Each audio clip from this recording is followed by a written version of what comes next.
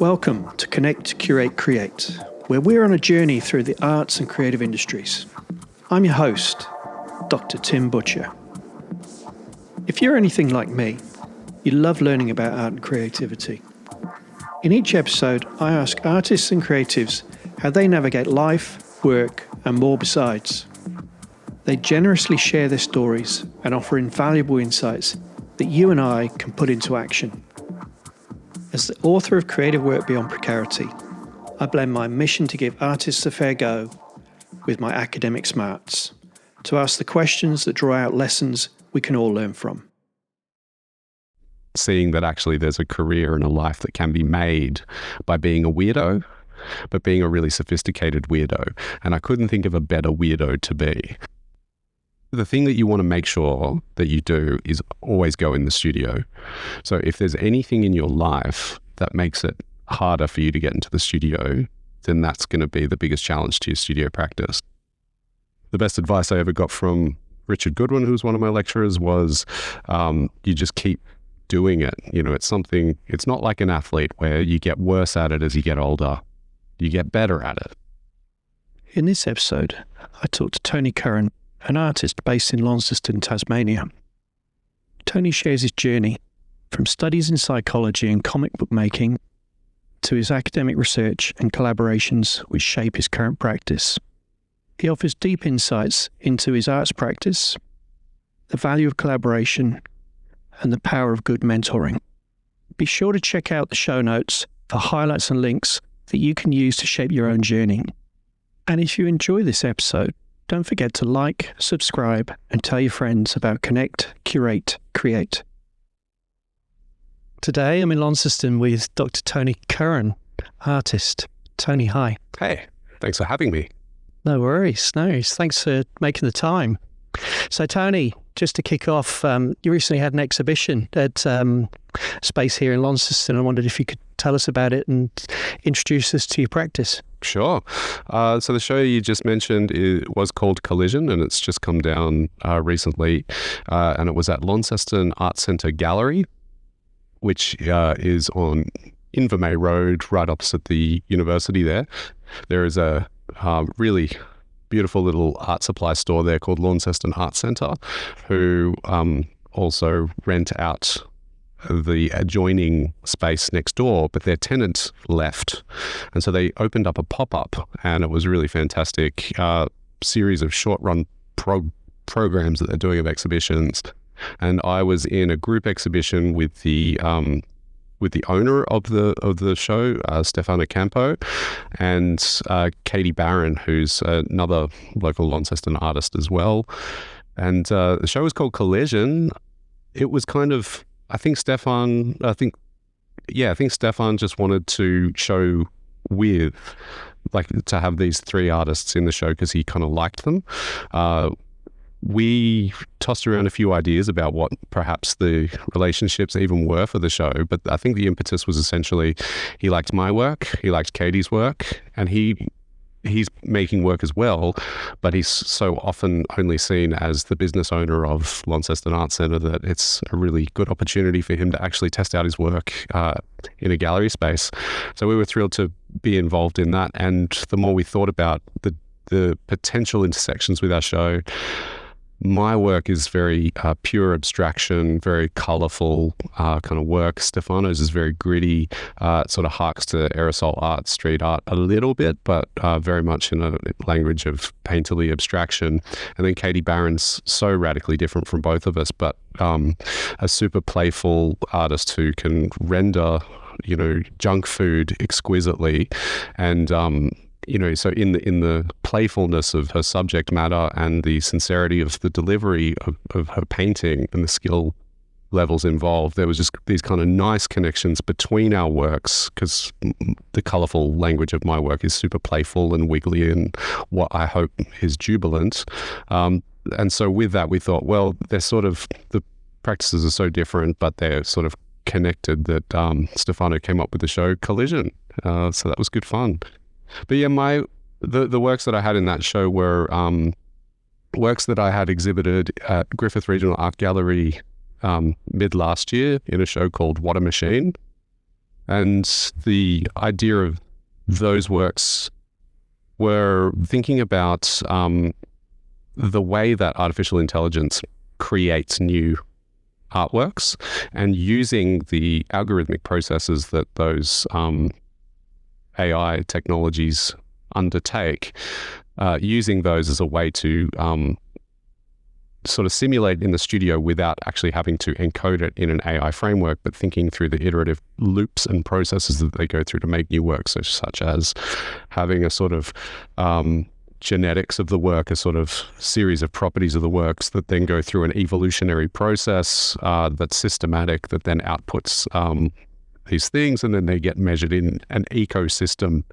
And I know I always tend to lose people as soon as I start talking about this, but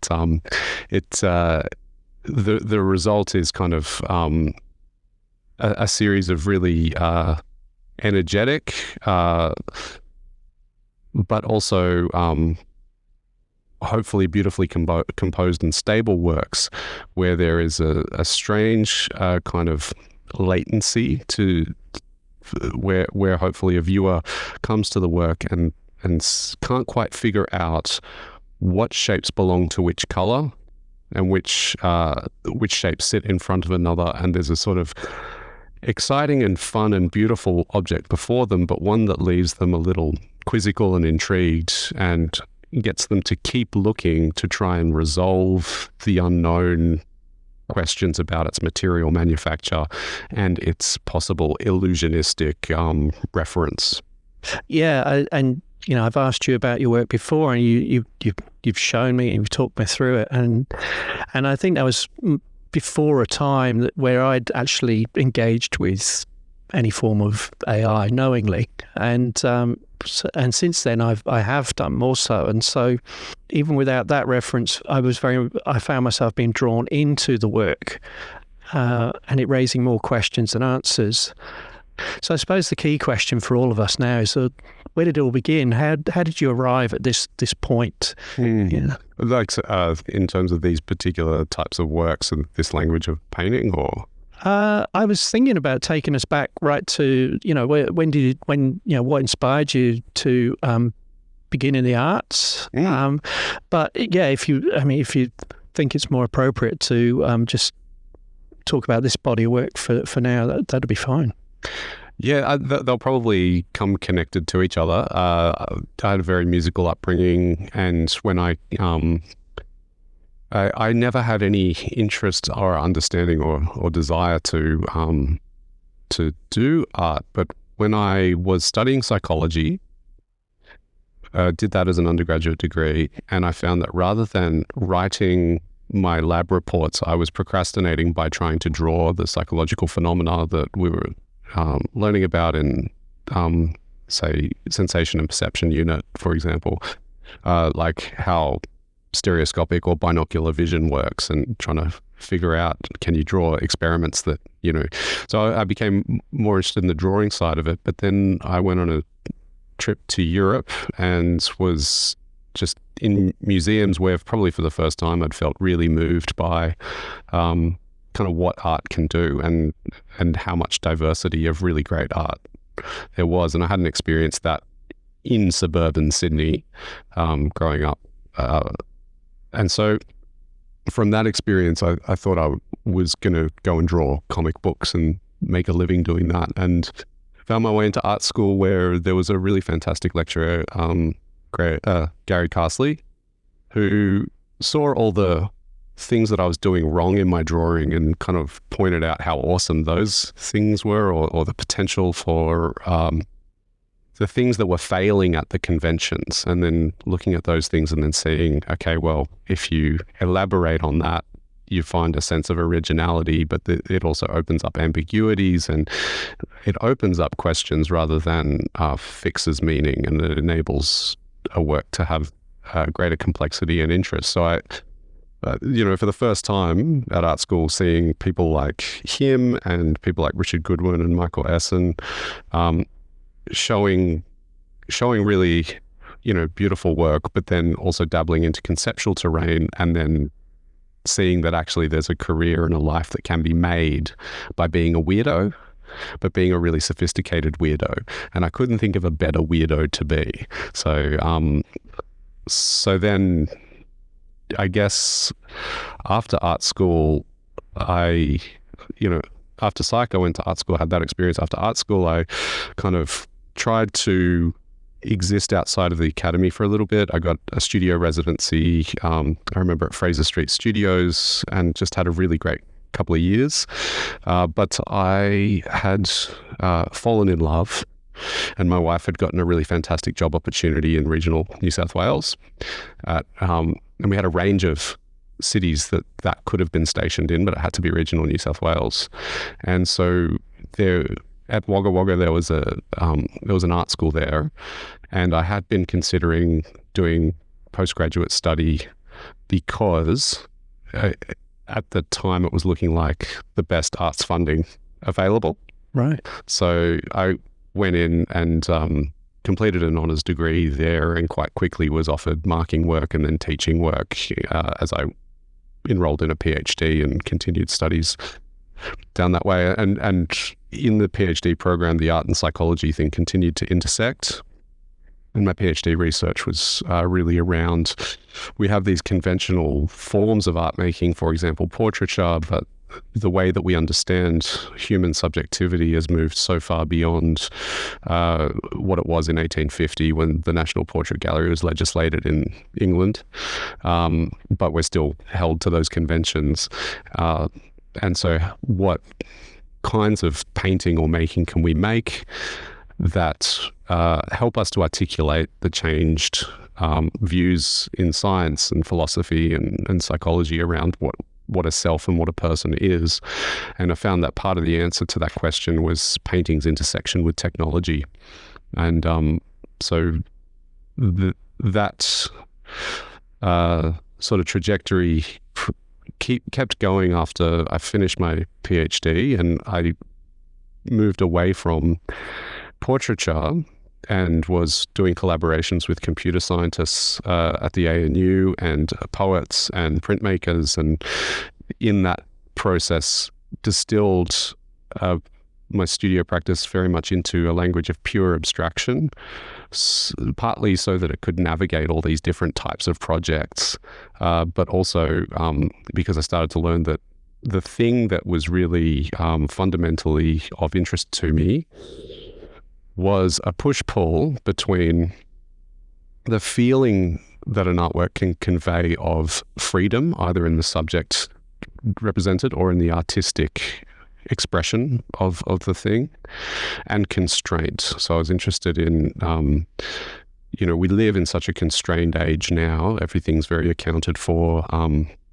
The neoliberal sort of structures that we find our way in, where we're constantly plugged in. But that what we all yearn for is a kind of liberation, a jubilant liberation from that. And so I've kept certain types of formal elements in my work and used and limited those very strategically so that the work very much becomes a push-pull between systems-based art making and that feeling of the thing being alive, so the thing simultaneously being imprisoned but also rising above its prison. I was going to try to draw a conclusion around cognition and art, but your work is much deeper than trying to understand cognition. I mean, so, the intersection between psychology, but then you talked about, more than human, non-human cognition was where I was thinking, but I'd be wrong. Yeah, it's that, well, in painting in particular, actually probably in all art that we value, there's, I think, an attitude that an audience brings to it when they revere an artwork. They're revering it as a quasi-person.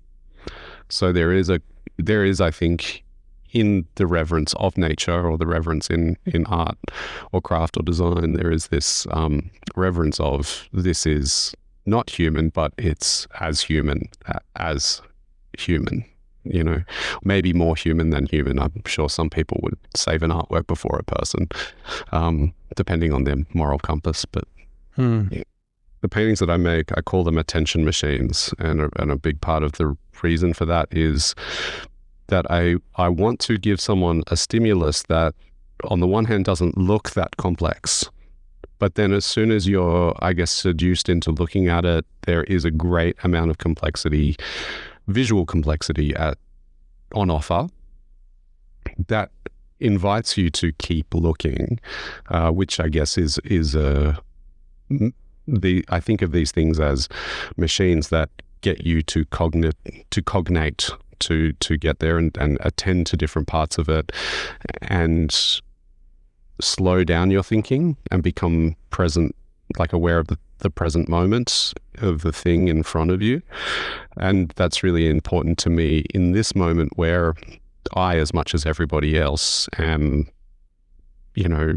victim to quick thinking, the doom scrolling, the sort of digital culture that we find ourselves in, where we're invited to make quick decisions, and we rarely make good decisions when we make quick decisions, but a lot of how we're invited to make quick decisions, to rely on unconscious biases and snap judgments, a lot of that is actually facilitated by the technology and how the technology is designed. And a lot of the design features have to do with formal elements in painting, right? So, a red notification on an email app is kind of telling you, look here, something is necessary and important. And these things, they almost feel like visual itches on our devices, and we have to sort of press on them and answer them.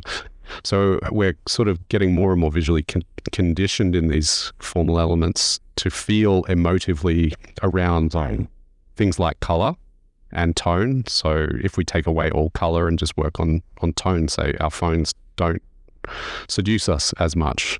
So I'm really interested in this particular place that we're in, where we have these attention machines in our pockets, these things where we're invited to direct our cognitive energy to constantly. But the purpose of that is mostly so that we can press on things on it, so that corporations can track our interests and behaviors, develop psychographic profiles to sell to advertisers. So our cognitive energy has money making and value potential for a lot of people. So and then if we expend it on things that make us make those snap decisions, actually it wears away our cognitive resources. And then we don't have as much time to spend on the things that are meaningful to us. But if you can, and I'm really interested in the research around present state awareness, where if someone spends more time attending to the present moment and the things that are in front of us rather than representations of things on our phones, if we pay attention to the things in front of us, we actually build our cognitive capacities so that we have more focus and more mental and emotional resilience, and we can we can make better decisions, and we don't get depleted, right? So it's kind of like exercise and a muscle versus junk food. And, I'm kind of interested in that discourse and how art can make the world a better place with the knowledge that artworks are there, here and now in the present moment. And if we pay attention to them, they can actually help us be better people. Yeah. You mentioned you're interested in the research. You did your PhD, you are an academic. And so I guess coming back to that, you apply an academic lens to your work. You talked about some of your collaborations with people across different academic disciplines or different practices completely. Yeah. So, how do you think your work has changed over time as a consequence of applying more of an academic lens to it? Yeah, for me, that's a bit of a chicken and egg thing. I think my interests were there a long time ago. So I've got these kind of lowbrow interests. Like I still, music, pop music, house music, and things inform my painting, right? Like the corn chips of the studio. It's a weird metaphor. Anyway, but then I remember being in psychology, for example, and being really interested in the philosophical underpinnings of that stuff, and even as a kid being really interested in sort of philosophical questions. I didn't have a good academic training to navigate any of those questions, but then going through university and starting off in a place that wasn't an art school got me to get trained in a scientific method. It was a Bachelor of Science, which then got me thinking about, okay, well, how do we know that something is true or not true? And then going into an art school where a lot of the assumptions that are produced are untested, that they're inherited, they're challenged, but they're inherited, and they're not tested the same way that other disciplines test them. And so there's some really interesting gaps about, okay, well, what are some ways to test some of the assumptions that we have around the value of art, what art can do for us. Initially, it was questions like, what can science contribute to, say, our understanding of art? And so I remember finishing art school. I did a master's after I did my psych degree. Went to COFA and did a master's of drawing. It was a master's of art brackets drawing. And after that, my mother-in-law actually gave me a book called Art and Visual Perception by Rudolf Arnheim, which she had when she was, I think she got it in the 70s. So I read that book and I was like, oh, right, there's this really interesting field between art and science that connects there. And so I got hungry for it then, and then started to find artists that were also drawing upon or interested in the embodied viewing of art and how art and science can connect. So people like Olafur Eliasson had an exhibition at the Museum of Contemporary Art in 2008, and I was doing a residency for Art Month Sydney. It was a critics in writing thing. Went to see that show, wrote a review of it, but that show really profoundly moved me about how he draws in natural phenomena and then discourse on that from science and philosophy, and just sort of seeing how those things can infect and inform art. And then having gone in to a PhD and been trained in the research methods of studio practice and what undertaking systematic research means in the studio, and then understanding and theorizing about it in the context of what's come before and what else is around, then starting to go, oh, okay, well, it's actually not just these other disciplines that can inform and infect art, but art has this, its own contribution to make. But I still don't really want it to sit in the silo away from other discourses. I'm really keen to continue to have it enmeshed to shape other disciplines and to be shaped by other disciplines. Yeah, I would agree. The point you made earlier about how art can make us better people individually, but also I think societally, culturally. It's enrichment. And I saw Olafsson's exhibition at the Tate a few years ago. I mean, it was more of an experience, I think, and just the different media being used and how a lot of people, like families, really enjoying it and having these joyous experiences of it, and then going through there was I think there were projections on a wall and everyone was taking selfies, and then the next thing you have to do is to walk through a cloud, and you don't know where you're going, and so that sort of embodied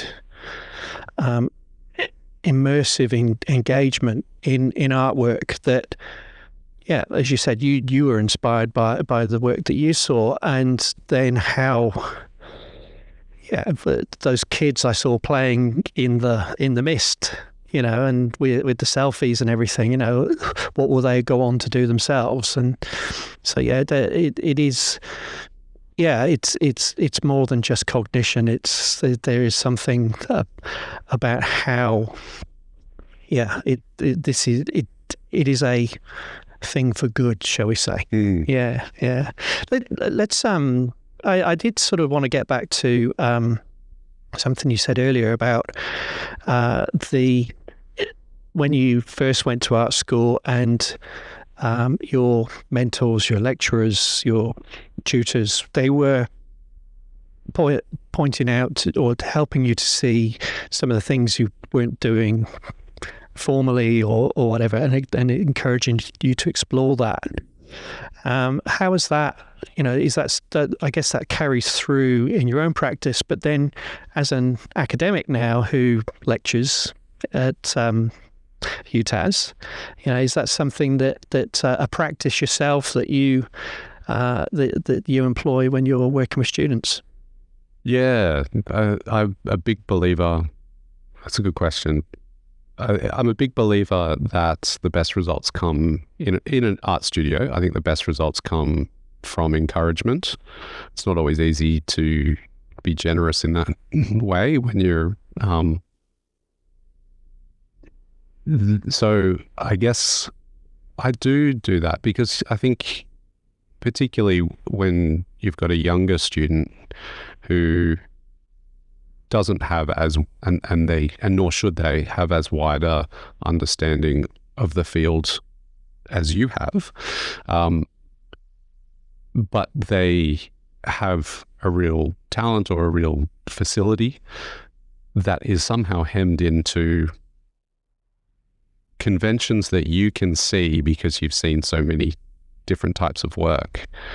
And you're so across the theories and discourse that you can kind of put names to it, and you can kind of draw out their attention and put it in a vocabulary that they can understand, and show them artists that can help them get there. I kind of tend to take one of two approaches, which is doing what my lecturers did, point out this part of it is interesting, and invite them to kind of amplify that.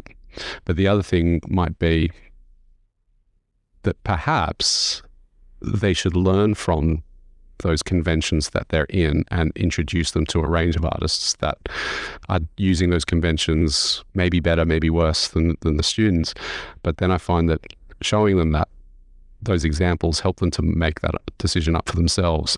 Do I want to go down this path and compete with or be better than or have to learn this vocabulary, or do I want to differentiate and go down that path of the thing that's more but the other thing, like when I was in art school, part of it was also laziness, because as soon as someone gave me an out, like, you can either become an amazing drawer or you can do something really interesting with this thing that comes super naturally to you. My lazy kind of attitude then as a young dude was like, I'm going to take that. And I sometimes still do that in the studio. And I think that's really important to sort of, I'm a big believer in attending to what comes naturally, because what comes naturally to you doesn't always come naturally to someone else. And so sometimes my wife has this saying, you don't always have to walk a mile in the desert on your knees. No. And that's how I use AI. I'm no longer walking through the desert anymore. It's all those little jobs that I procrastinate over. Like the first thing I did on ChatGPT was asked it to. I gave it some information about my history of distance running. Mm-hmm. And I hadn't done it for a few years, and I wanted to get back into it, and asked it to write me a running plan. Nice. And there it was 2 seconds later. But this is something I've been procrastinating over for months. Yeah. And next day I was out running. Yeah, I've got this great app called Pi, spelled P-I, and it has a really jovial kind of American accent, and you can make phone calls with it, and you can ask it all kinds of things. But I've found it so helpful to diagnose all kinds of kind of questions or sticking points that I have in sometimes studio practice, right? So I've got this, I just ordered a new airbrush. It was a spray gun, mini spray gun. And I connected it to my compressor. Compressor wasn't big enough. So you type into this thing, hey, I've got this model mini spray gun with this model compressor. This doesn't have the grunt. What can you recommend that does? And then it'll give me a very specific product recommendation based on, and it'll tell me why that thing and what variables and what flow rate that gun needs and all this sort of stuff. So yeah, 100% AI in the studio, really helpful. Yeah, but I suppose about drawing comparisons between ourselves as academics and the jobs we do and AI and the jobs it does, when you are working with students, you are inviting them to explore what's comfortable for them, and where you have a choice to do what's most natural to you, to perhaps encourage them to consider doing the same. I mean, some people I know through their practice, I would be one of them actually, what I would call an arts practice, my photography. You can call it an arts practice. I'll call it an arts practice with you. It totally is an art practice. Thanks, Tony. But it has been about trying to work through a certain thing that I've needed to work through, and I've come out the other side of it now. I'm asking what it is about that, and perhaps that's something that we all need to go through and find, okay, what is it? What is the secret sauce, perhaps? Yeah, I remember. So I was teaching in Canberra for a while. I've taught at a few different universities until landing here in Tas, and one of the head of painting at ANU recommended a book called Art and Fear, and it was a really interesting book they recommend to people who are finishing, because in third year, for example, students start to get a little, I've been in this really great environment and I'm about to lose that, the studio space. I'm about to lose the contacts with people that can look at my work and provide valuable input and impact. But I hadn't read the book, so I read the book, and one of the best nuggets of that book was that the hardest. The thing that you want to make sure that you do is always go in the studio. So if there's anything in your life that makes it harder for you to get into the studio, then that's going to be the biggest challenge to your studio practice. And sometimes that's like, finding the time to do it. But I've found, and I'm sure others have found this, that you might have all the time in the world, but you're still not getting in the studio. And sometimes that's because you don't feel good about the studio. So with students in particular, if we can drive engagement and get them to not even think twice about picking up a brush, and to not think twice about, if it's painting, to not think twice about coming into the studios and using them and making the most of it. We want them to think critically, and we want them to make, strategic choices when they make an artwork. But the first thing we want them to do is show up. So making them feel like they belong there, that they are the type of person that can make an artwork, and that they have those kind of insights that are valuable to make an artwork, then I think that's half the battle. Yeah. Where's your studio? It's in the garage. I can show you. Oh, thanks. I look forward to seeing that after the interview. It's not very inspiring. No? No. But you get in there often. Yeah. What you don't have any barriers to getting in there. Yeah, that's right. So when I was living in Wagga Wagga and then in Canberra, I had studios that I had to travel to, usually not very far because it's regional spots.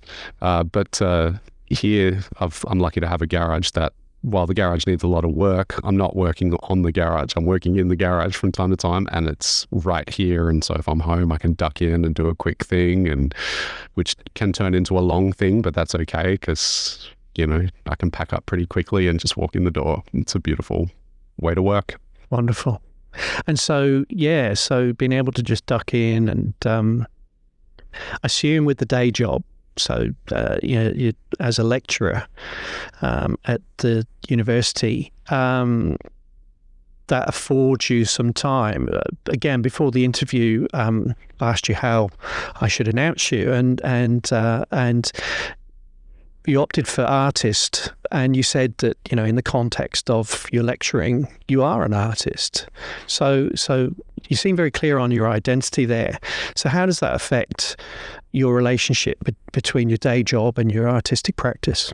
Yeah, it's a good question. I think what an artist does can mean a range of things. I think, in the sense that we might expect an artist to be in the studio 5 days a week making work, but sometimes a good day in the studio is just being in the studio and figuring out what the right next move is, and being really deeply engaged in that. And what's interesting about being a lecturer is that in a classroom that continues to challenge you and continues to rethink, what are good moves, and you see this diversity of emerging artists in their choosing and testing things that you get to see, like a laboratory of experiments. and you get to feed some of that into your own practice as well. So it's kind of, I don't think the uni would want me if I wasn't an artist, and I don't, I don't think the artistic practice would advance as deeply as it does without that. And the teaching's only 40% of the role. Yeah. So another 40% is doing the research, which can include having exhibitions, so long as they're a comprehensive contribution, and then there's other things like service and engagement. So in that kind of portfolio, often we might think about a university lecturer as someone who teaches, but the teaching informs the research, and the research informs the teaching, and then particularly if you're in a city like Lonnie, quite quickly you're enmeshed in service. Like, so for example, I'm on the board of Sawtooth Ari, which is where I first met you. So being involved in the community as both an artist and a lecturer, I think that seems indispensable to Sawtooth, to have on their governance, to have a mix of that. So it's a funny enmeshment. I know people that like to say, I'm an artist before I'm an academic. But if you hear me talk about my practice for half a second, you know that I'd be doing all the research without the job. Yeah. If I didn't have that 40% research allocation, I'd still be reading books from the frontiers of psychology or journal articles and things like that, so long as I had access to a university library. So it's a funny thing. I see it perfectly as intertwined. Oh, yeah. Yeah. No, I think, that's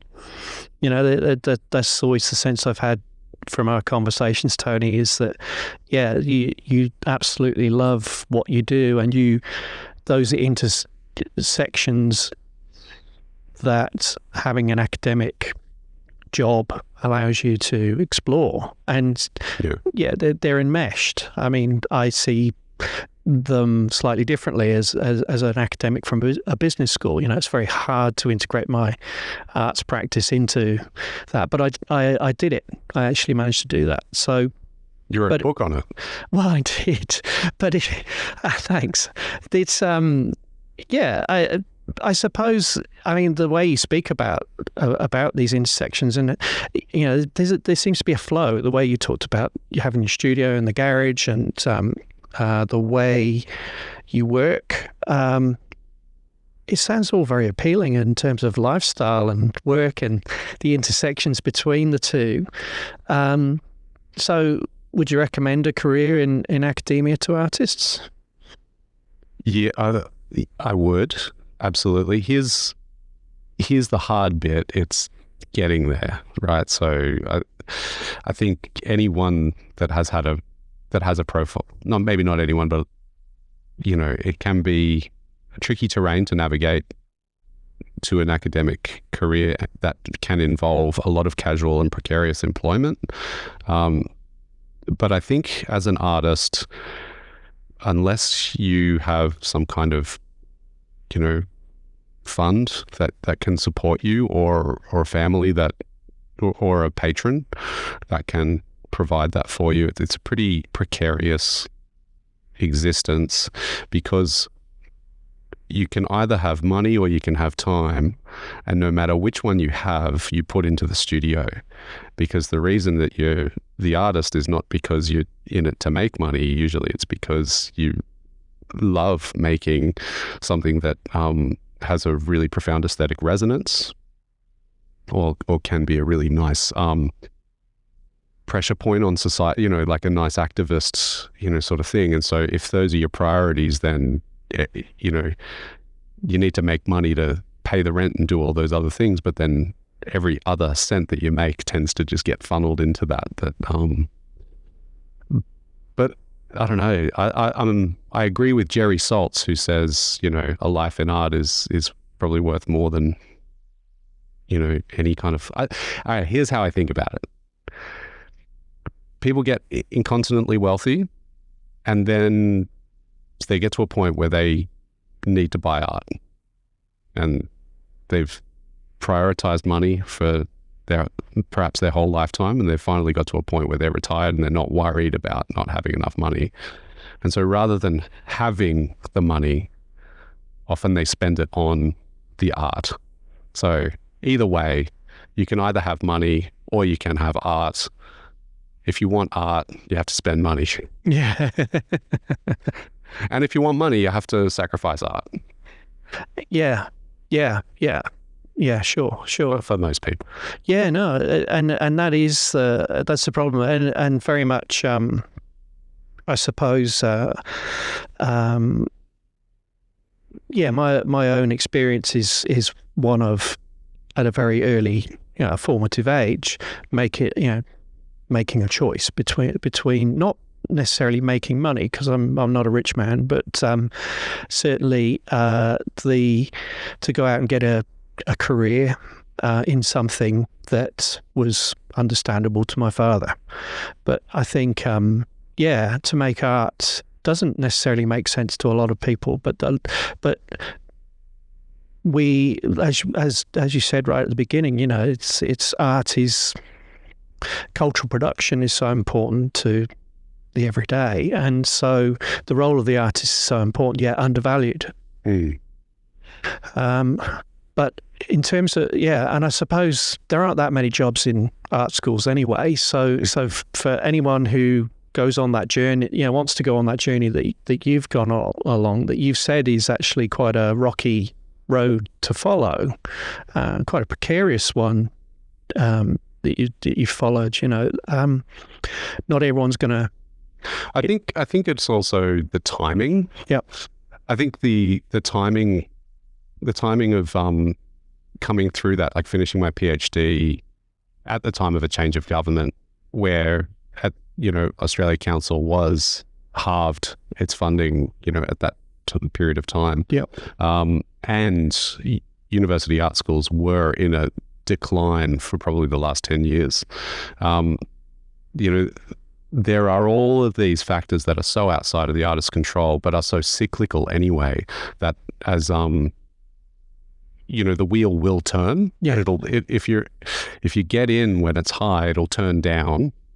And what I have seen is if you get in while it's down, it turns up a little bit. And I don't know, you'd never know how long those cycles are, but I think the best advice I ever got from Richard Goodwin, who was one of my lecturers, was you just keep doing it. It's not like an athlete where you get worse at it as you get older. You get better at it. So it's an old person's game. Carmen Herrera was not really discovered until she was in her 80s. No. Yeah. So just to come back to your own practice and your work as an academic, just what I suppose the thing for me is whilst there are different ways artists might navigate that dichotomy, if you like, between art and money. Yeah. The academic life, so to speak, the academic work, it suits your practice in particular. That's what I'm getting from you, Tony, is that very much it's something that you, as you say, you'd be doing the research anyway. You'd be seeking out access to the knowledge in order to inform your own practice. So maybe that's not for everyone. I don't think so. And I've got one particular person in mind who I won't tell their story, but they did take on an academic position for a short-term contract, and they had scope to keep that continuing, and they decided it wasn't for them. They think about making art they think about art in ways that I have a lot of parallels with, and I love talking to them about it because there's such good conversations.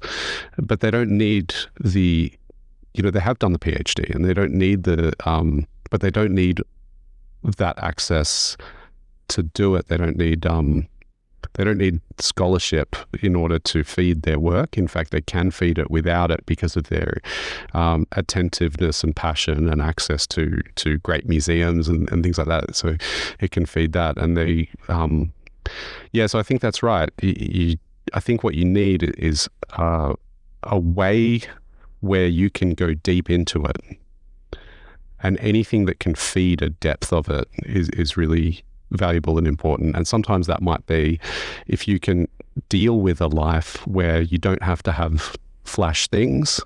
You know, if you don't need creature comforts, if you can live on not very much and spend all the time in the studio, and if your family has the same values, then yeah, you can go to museums because they're free most of the time. You can see brilliant works. You can be enthralled by exhibition openings because they're free to attend, and chips and drinks and all that sort of stuff. So a life in art can be rich without it being financial. But then if you can go so deep in it and feed the studio, then this particular person that I'm thinking of, is doing extraordinarily well in their practice by any measure. Yeah. Right. Yeah. So, yeah, that sort of, finding that way to nurture your practice. And as you say, there are just so many options out there. Yeah, to be part of a community, to be in dialogue with the wider world, I suppose, as well, or to be in dialogue or be part of the arts community. Yeah. Yeah. Okay. What would you be doing if you weren't doing what you're doing now?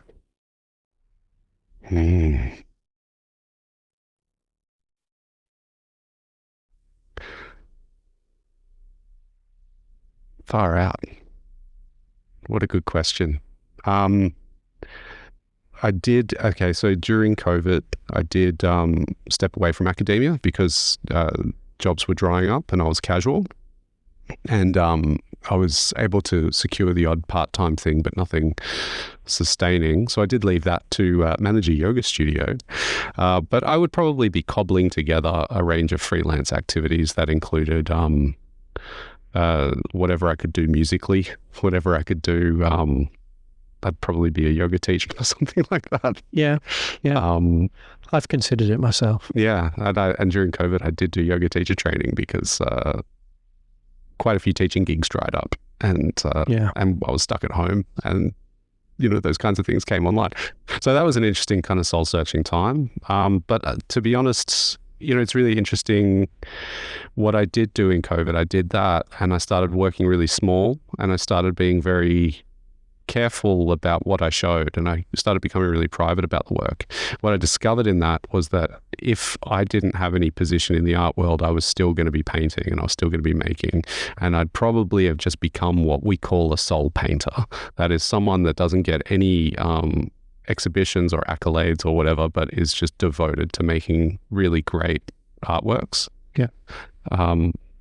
So I would have liked to have thought that that's what I would do, but I was tested, and that is kind of what I did. So I was pretty thrilled about that. That's wonderful. Wonderful. Well, as you said, we are here in lovely Lonning and the sun is shining.